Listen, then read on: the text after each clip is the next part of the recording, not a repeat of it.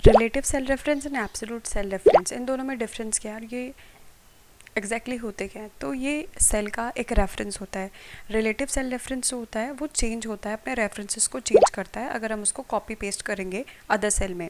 On the other hand side absolute वाला absolute fix रहता है एक ही सेल में। इसको एक एग्जांपल से समझते हैं।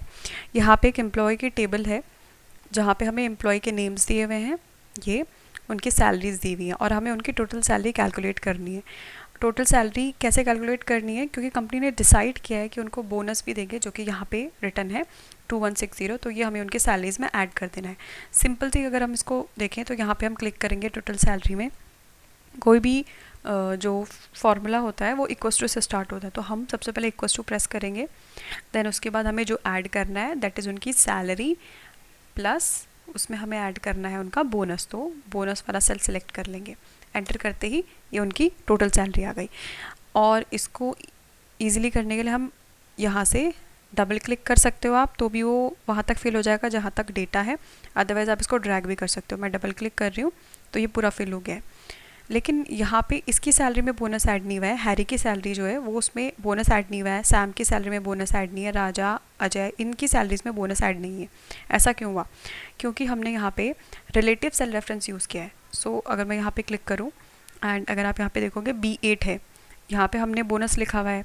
देन नीचे अगर मैं देखूँ तो यहाँ पे B9 चला गया। B9 में तो ज़ीरो वैल्यू है, तो इसलिए 25,000 में ज़ीरो ऐड हुआ है और हैरी की सैलरी ओनली 25,000 आई है।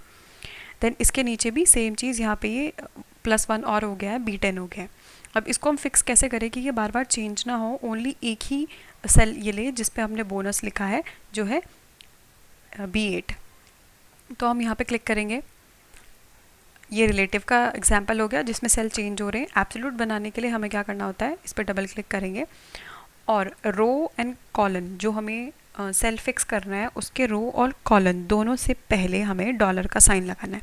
बी के पहले मैंने डॉलर का साइन लगाया और 8 के पहले भी, तो B8 अब फिक्स हो चुका है। अब इसको हम जैसे ही एंटर करेंगे एंड देन हमें फिर से ड्रैग करना है। यहाँ पे मैं डबल क्लिक कर रही हूँ, आप ड्रैग भी कर सकते हो। ये आ गई सबकी करेक्ट सैलरीज, सब में बोनस ऐड होके आ चुका है। तो ये डिफरेंस है रिलेटिव सेल रेफरेंस और एब्सोल्यूट सेल रेफरेंस में। एंड इसके अलावा इसकी एक छोटी सी डेफिनेशन मैं यहाँ पे स्क्रीन पे दे देती हूँ, इन केस अगर आपको एग्जाम के लिए प्रेप करें जहाँ पे आपको रिटर्न इसकी डेफिनेशन भी लिखनी है। बाकी आप ये डेफिनेशन आपको ना इजी लगेगी बिकॉज आप समझ चुके हो कि इन दोनों में क्या डिफरेंस होता है प्रैक्टिकली। ऐसे ही और वीडियोस के लिए जहाँ पे मैं डिफ़िकल्ट टॉपिक्स को ईजिली आपको समझाती हूँ, आप सब्सक्राइब कर सकते हैं। Thank you.